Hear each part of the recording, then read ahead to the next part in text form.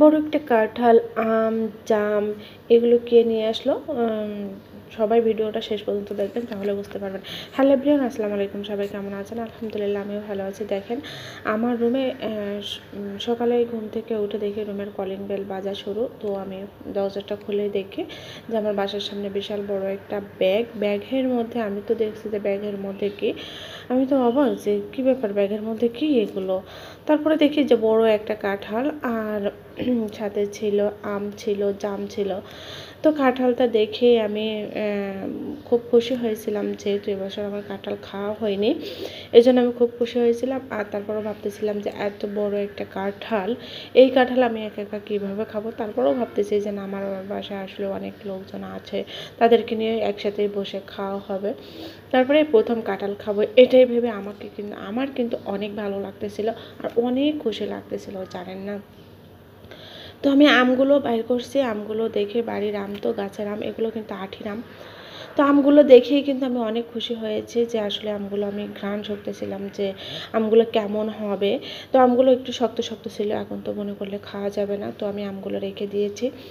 আর তারপরে জাম, এবছর আমি জাম কিনতেও পারিনি, খাইতেও পারিনি, জামের অনেক দাম ছিল, এই জন্য আমি জাম কিনতে পারিনি, খাইতে পারিনি। তো জামগুলো আমি আস্তে আস্তে বাইর করতেছি, যে জামগুলো দেখে বাড়ির গাছের আম আমাকে যত্ন সহকারে আমাকে পেরে দিয়েছে। আসলে আমিও যত্ন সহকারেই জামগুলো বাইর করতেছি। তো আমার খুবই ভালো লাগতেছে। আর জামগুলো যে একটু ফাটা ফাটা, আমার এই সেই ফাটা ফাটা জামগুলো আমার খুবই ভালো লাগে। তো আমি জামগুলো আস্তে আস্তে অনেক সুন্দর করে বার করছি। তারপরেও যে জামগুলো দিয়েছে আমার আমার মতন আমি একা খাবো, এর জন্য খুব ভালোই হয়েছে। আমি খুব খুশি হয়েছি। আর আমি ফোন করে বলতেছি যে আমার জন্য কেন এত কিছু পাঠানো হলো। তো বলছে ঠিক, সমস্যা নেই, বাড়ির জিনিসটা এই জন্য পাঠালাম। তো আমি আস্তে আস্তে সবগুলো বাইর করেছি। বাইর করার পরে এবার জামগুলো ধুয়ে নিয়েছি, সুন্দর করে ধুয়ে নিয়েছি। জামগুলো ধুয়ে নিয়ে হালকা একটু লবণ দিয়েছি। লবণ দেওয়ার পরে তখন মনে হচ্ছে কি হাত দিয়ে একটু মাখাই নেই।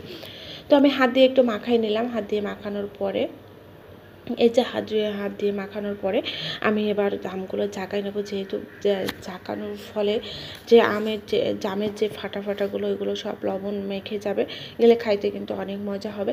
তো আমি জামগুলো আরও সুন্দর করে ঝাঁকাই নেবো, যেহেতু ঝাঁকাই গেলে রসালো রসালো সেই জামটা কিন্তু আসলে অনেক ভালো লাগে, অনেক মজা লাগে। তো দেখেন, আমি একটু টেস্ট করে দেখতেছিলাম যে কেমন হয়েছে। জাস্ট ওয়াও, অনেক সুন্দর হয়েছে। আমার খুবই ভালো লাগে এভাবে জাম মাখিয়ে খেতে। অনেকে দেখেছি কাঁচামরিচ দিয়ে, শুকনো মরিচ দিয়ে মাখিয়ে খায়। তো আমি ওইভাবে খাবো না, আমি এইভাবেই খাবো, আমার যেন এইভাবেই ভালো লাগে। এই জন্য আমি এই যে জামটা আর যে আটিগুলো বেরিয়েছে, যে ফাটাগুলো, সেইগুলোই আমি খেয়ে নিচ্ছি। আর আসলে অনেক ভালো ছিল।